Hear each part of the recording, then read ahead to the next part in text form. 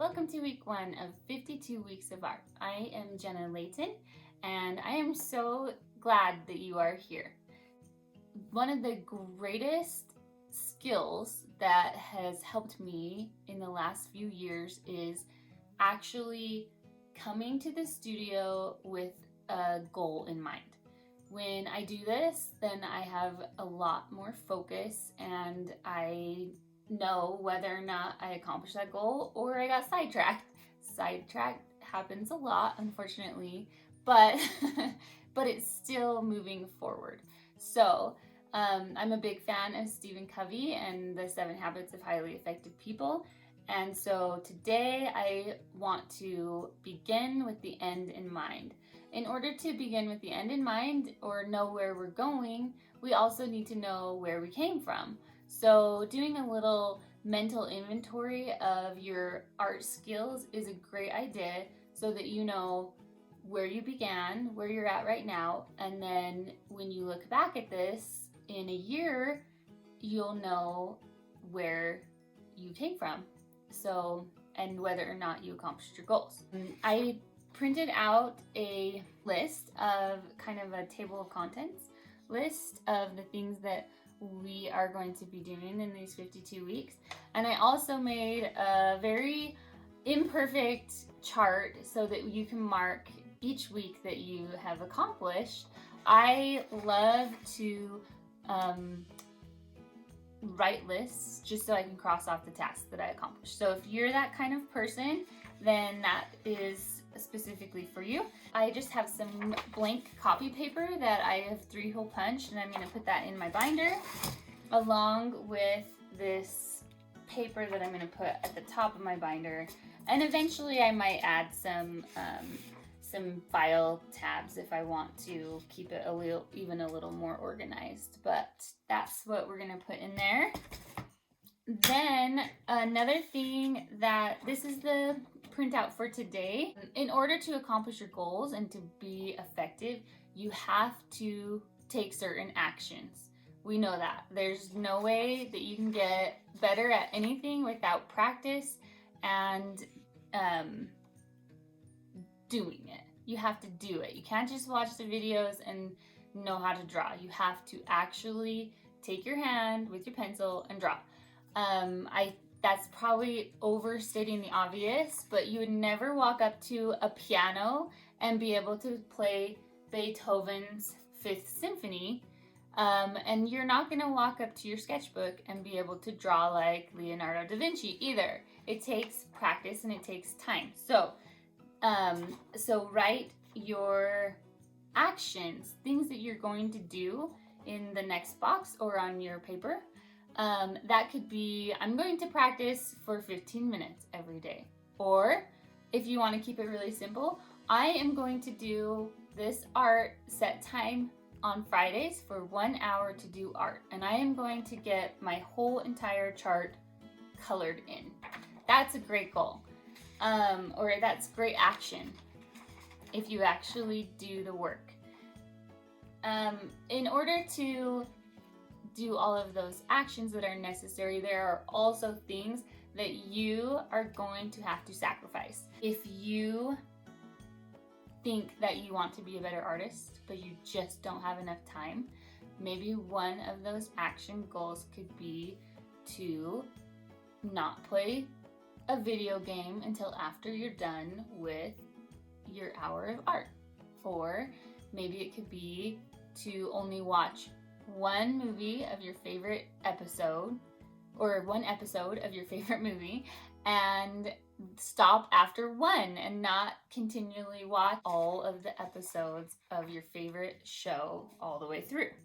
One more thing that I like to do that also helps me a lot, because I have a really hard time focusing. I have a hard time with my attention because I always have so many ideas floating around in my brain, and so I have a tendency to start one project and then jump to another project. So I do keep a current projects list, which I just updated. Usually it has my handwriting and thoughts and scribbles. I like to keep this close by me so that when I'm working on my other projects and all of a sudden my brain really wants to go to another place, I write it down so I don't forget.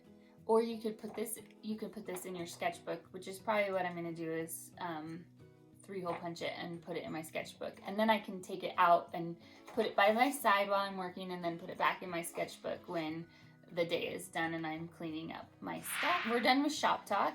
Let's get into our project. I'm actually going to fill this out and then I'm going to put it on instead of putting it in the book, I'm going to put it in my sleeve here. My folder has a plastic sleeve because I want to look at these goals often. I don't want to lose sight of what I'm going for and what I've promised myself I would do and what I've promised myself that I won't do. Start with one thing, and then if you start noticing that you need to add more to it or adjust it, that's fine. But just one thing in each box, okay?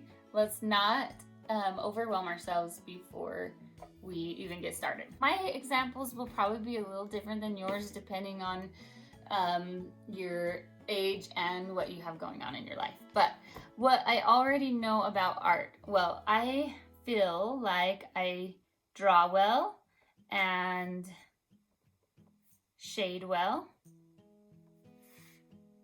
So I feel like I have a good grasp of those basic skills. By the beginning of next school year, I will finish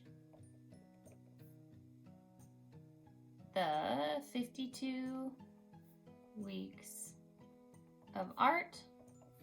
I know I told you that I was only going to do one thing, but I'm actually going to add one more thing to that. See, I have a tendency, I have already thought of 3 things I'd like to do by the end of the school year. What I found is if you add a bunch of things in the box, then you're more likely to not accomplish any of them. If you put one thing in the box, you're much more likely to accomplish it. So my number one focus is to finish the 52 weeks of art, and if I have extra time, then I'll move to the other things. Okay, so this year I'm thinking, how am I going to accomplish the 52 weeks of art project? The action that I take is I'm going to make sure that on Monday I have the Friday's project done. Or to kind of break down that goal further, I might say I need to be in my studio working 90 minutes, 5:30 a.m. On to the next thing is, this year I will not, and this has to do with me working in the studio. How can I better get in the studio at 5:30 a.m. and work for 90 minutes? I cannot look at my electronic devices like checking email or texting or any of those things, taking phone calls. I just shut it all down until I've done my 90-minute session, or shut it all down until I've accomplished what I have my intention for that session. Okay, so now I have my paper all filled out and I'm gonna slide it in my binder. Okay, I'm super happy about that. I think these are fantastic goals, and I ask myself, can I do this? Is this realistic for me? And I think absolutely this is something that I can do. Okay, so I'm going to put the sketchbook aside. That's all we're gonna do for today until we color, after we're finished with this session, our number 1, and it's gonna feel awesome. Obviously, you're going to need some magazines because we are going to do a little bit of collaging. You're going to need a pencil.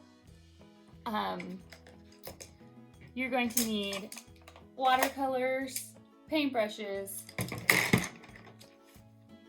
and oil pastels. If you don't have oil pastels, crayons will also work for this project because they are both waxy, and so they will resist the watercolor. So they will work totally fine. You need a piece of paper out of your book, and masking tape, and then a drawing board, or if you don't have the drawing board, you can go get a piece of cardboard in your recycling bin from all those Amazon packages that your parents order, or that you order if you're the one doing the order. If you grabbed magazines that are your parents' magazines, please make sure that you ask permission before tearing them up, because we are going to be tearing them up and cutting out pictures, and so you don't want to take your mom or dad's favorite magazine and rip pages out of it before they have had a chance to read it. Now that our goals have been established, we are going to do a warm-up. So we are going to need a note card and our magazines. Keeping in mind the goals that we've set, we're going to go through the magazines, and not that it necessarily has to tie in perfectly, but we're going to go in and we're going to see the things that attract our attention and then tear them out.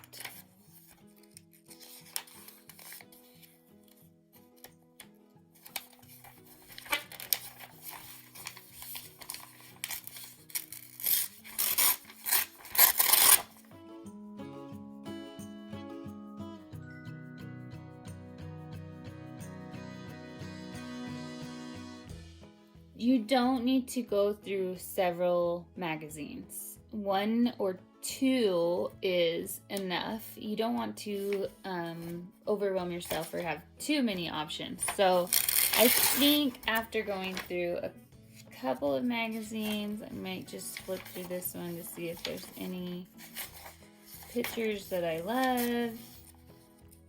And then I'm gonna be done with this for now, because I don't want too many options. Too many options causes overwhelm. So yeah, I'm gonna be done. Okay. Sometimes you just have to say, I'm gonna spend 5 minutes tearing out pictures, or 3 minutes, or set a timer and cut yourself off. Because there is just always an overload of information out there and resources out there. So the reason I picked this one is I liked the pattern on there. I was really actually feeling the cats. I kept tearing out cats, and that made me kind of laugh, but I was thinking of how much I want to be able to focus more this year and really focus and get my goals accomplished. So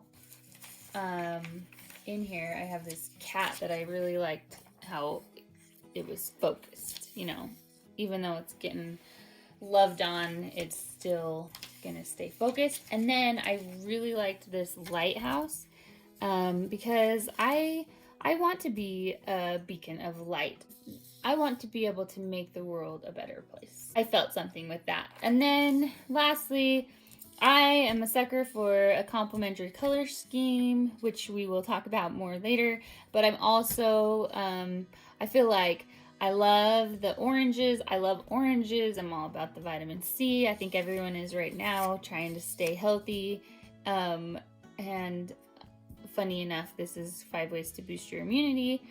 I just liked this orange pattern. So maybe the circles repeating are drawing out to me. Okay, it was bound to happen, but some of the things I realized that I left off the list that you're going to need is possibly scissors, unless you just tear your paper, and then a cup of water. Sorry about that, but hopefully not too hard to gather up.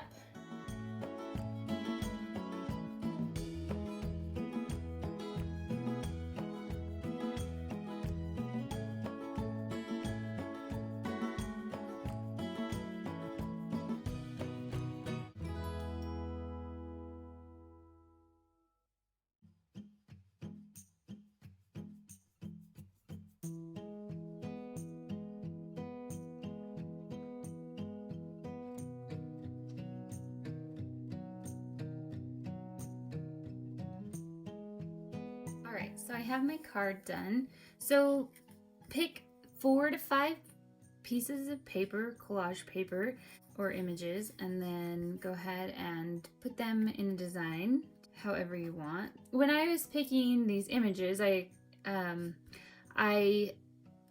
had what I call a spark, or I just noticed like, oh, I like how the cat is really focused, and I love lighthouses because it's like hope. They bring hope and safety. After you pick them, or maybe even during the time that you're going through the pictures, something will spark. Notice that, and then you know, it might just mean something to you, and that is good enough. It doesn't have to be extremely profound. It can just mean something to you. All right, so I'm just taping around the edge with the masking tape. A lot of times I will stick the masking tape to my clothes before I stick it onto the paper, just because it makes it so that it doesn't tear my paper when I pull it off. And I'm just kind of going about halfway between the masking tape, or about 1/4 of an inch around the edges. If you need to, you can measure that out and just with your ruler. Next, we are going to need our pencil and our card that we made here. And we are just going to start dividing the space on our picture. So your picture is not going to look like my picture because your collage card is not the same as my collage card. That's okay.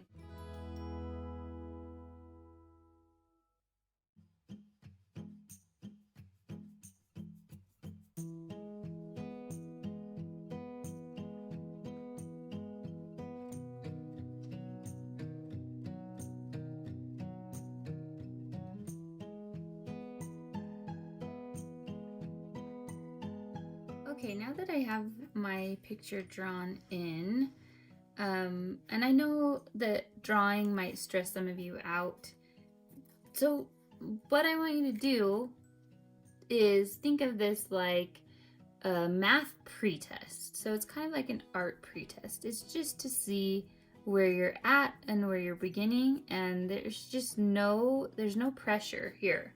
There's no judgment. You're not going to get in trouble if it doesn't look perfect. And also just draw what you see. Try to pick out the easy shapes, so the circles in the picture or the triangles in the picture, and just try and draw what you see.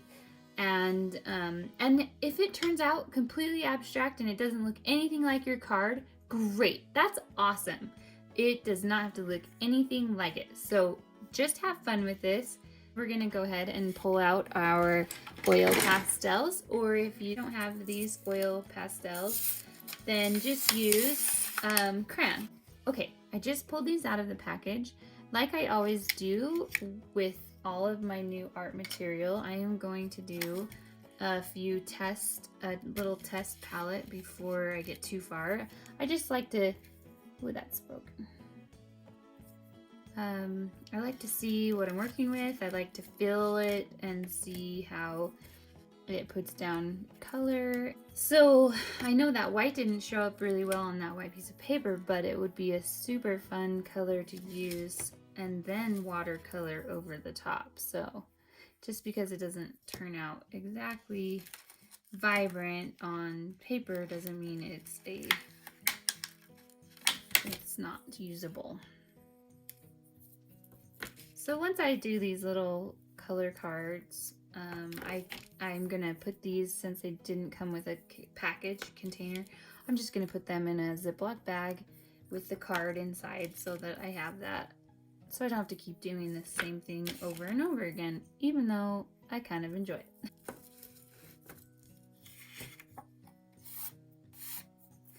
That is pretty fun.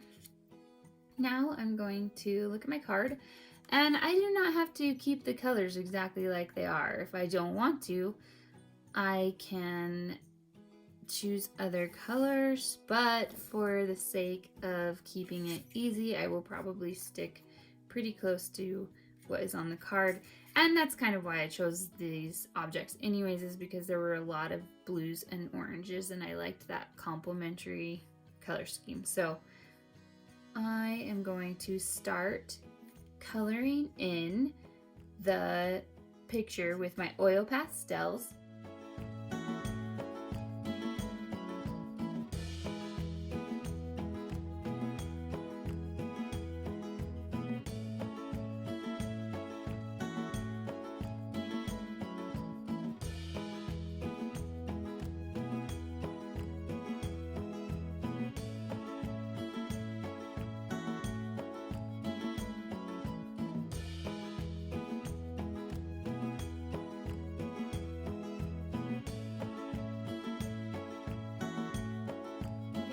To talk about my decisions that I made and why. And so basically I just outlined most of it instead of filling it in, but there were a few things that I did fill in, like the lighthouse, the heart, the cat's eyes, and his nose, because those are the parts that I want to stand out the most. And with this oil pastel, even though it might not be very apparent in my picture, it's raised, it has texture, and so that is going to help things stand out. One caveat with oil pastel is it does get kind of crumbly, and so I'm just taking a clean, dry paintbrush and trying to kind of sweep those off. You don't want to rub it with your hands because it will smudge, and so you'll get streaks. So I'm just kind of cleaning it before I paint it with the watercolor. Alright, so with my watercolors, I want clean water, and I want to wet each of the cakes. I could also use a spray bottle and wet them. Okay, I wanted to say I apologize if I go really fast or if I have sped up the video too much. I do want you to follow along, but I also want you to spend a lot of time painting, and I think that watching somebody else paint can be boring. So in an effort to keep it interesting and short, you might have to pause the video or rewind the video just if there are parts that you need to see again. Okay, so I'm not really going over watercolor technique today. We will cover it eventually, but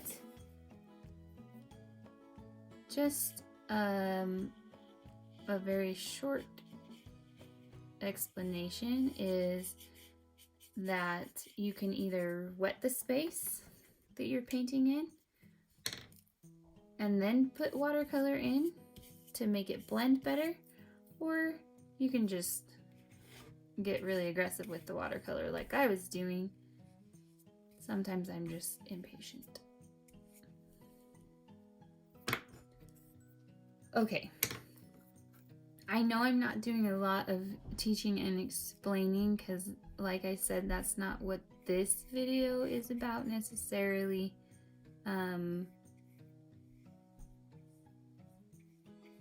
The intention for today and this video is just to get your art supplies out and do something.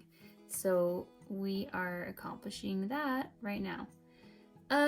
Also with watercolors, sometimes I will mix my watercolor in the palette, and sometimes I just dip it in one and dip it in the other, which makes a little bit of a mess of your watercolors, but I like it better because I like my colors to mix.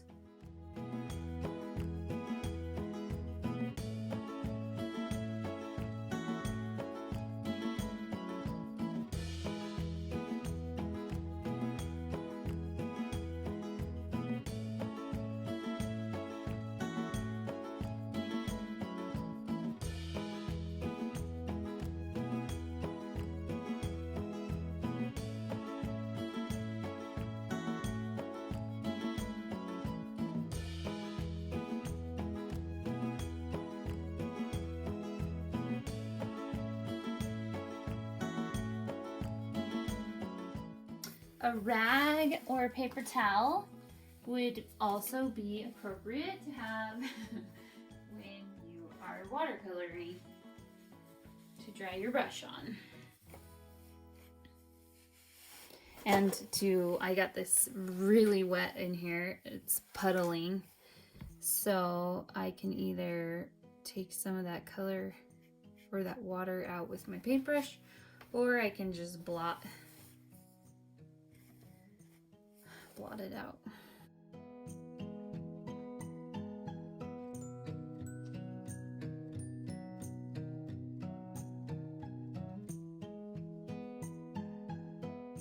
I think another reason the cat probably popped out at me is because I actually have a cat.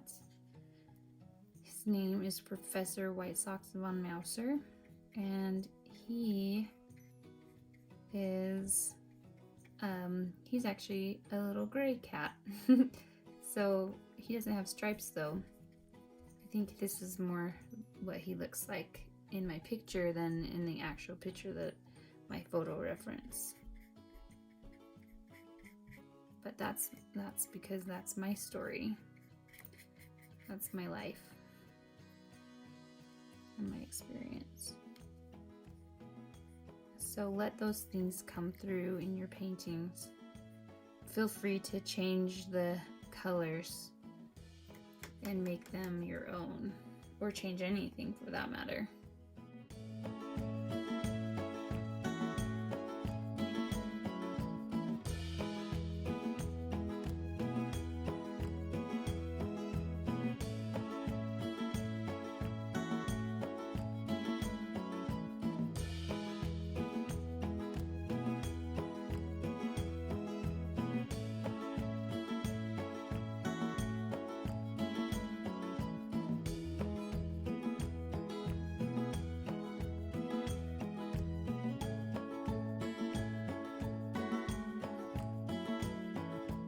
Right now I'm thinking, I had outlined this in blue because I was painting it in blue, but now I'm thinking, oh, it would have been fun to do like orange or another color that it would actually stand out from the background. So I'm going to take my card after I complete this, this part of the water. And on the back of the card, I am going to give myself a prompt so that I remember that. And so next time I do something like this, I can say, oh, I want to try doing the outlines in the opposite color that I used. So I rounded the edges with a little punch just so that I could keep them kind of like a card deck. A little card deck for prompts when I get stuck and need some inspirations.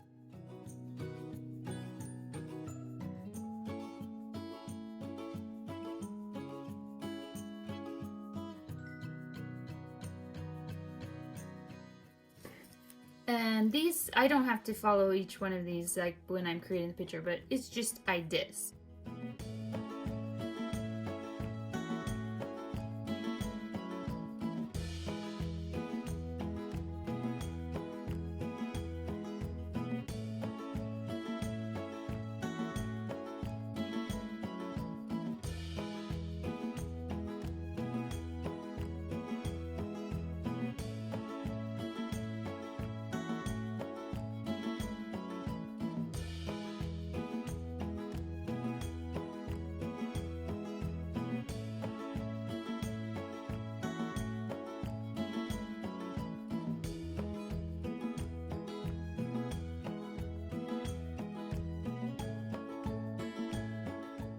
The nice thing about using oil pastels too is that it kind of creates a boundary.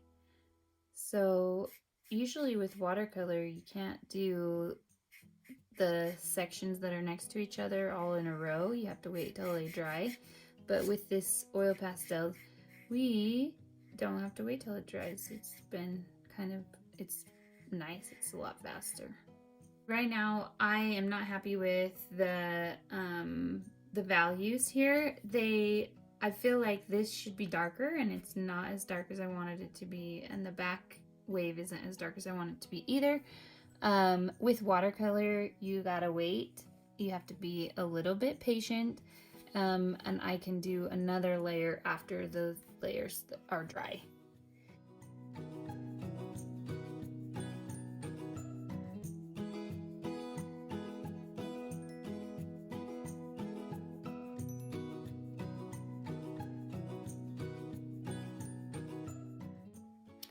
So a couple more tips, just because I can't help myself, even though this isn't really about making a really great picture, is you'll notice I blocked in the areas first with kind of the main color, and now I'm going back in again and I'm adding a little bit of detail.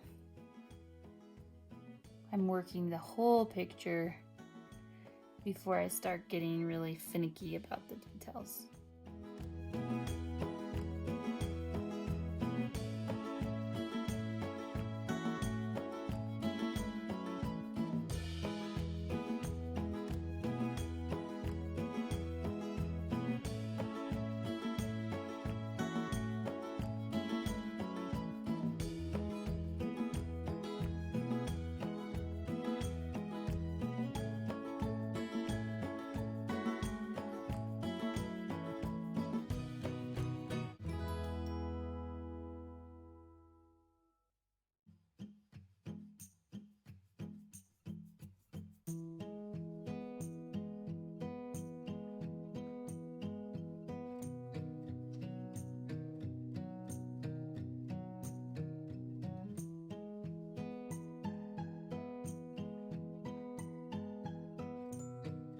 So I have a lot of blue down here, and I don't know if I want all of the blue up there as well. So I'm going to wet the area, and I'm going to start with blue on the top, and I'm gonna do kind of a gradual gradient change in color as I work my way down. I don't think I mentioned this before, but with watercolor, it's good to have two containers for water. One to put the dirty brush in, and one to have clean water to do your, when you're wetting the space before. Luckily, my water isn't that dirty, so it didn't affect this background too much.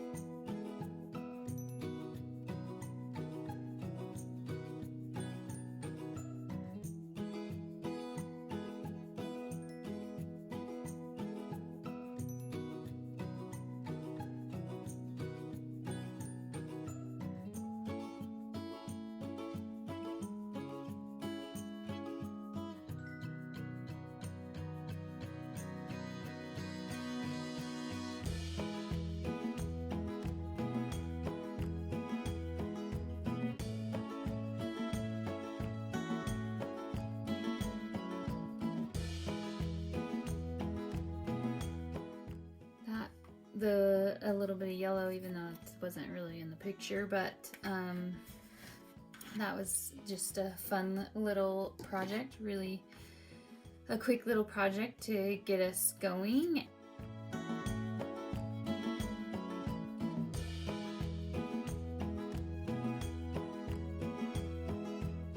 I do like to look at the picture after and kind of just reflect and think what's working for me, what's not working for me. Some of the things that I think that I like is the texture, and I wish that I would have done more oil pastel here in the orange, because that does have a lot of texture. Oranges do, their peel has a lot of texture. And then I wish I would have done a few marks, especially the white marks where his whiskers are. Let me see. Let's just try it here. I don't know. Yeah, it's pretty translucent, so not much is happening there. Some mediums.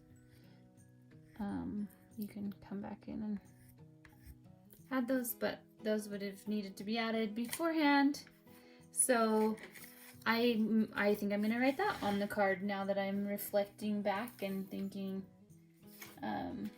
what I would have liked to add more of is add more oil pastel, especially where there is texture. Okay, the other thing is that we're gonna remove the tape, which is always my favorite part.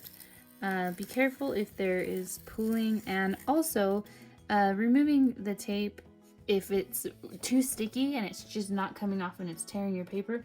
Use a blow dryer to get it off so that you don't have your paper all ruined from the tape.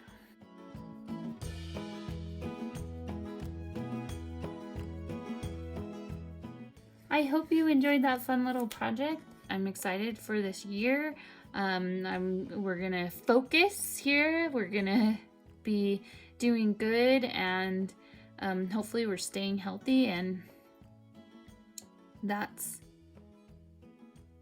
what this picture reminds me of. And so anyway, thanks so much for joining me.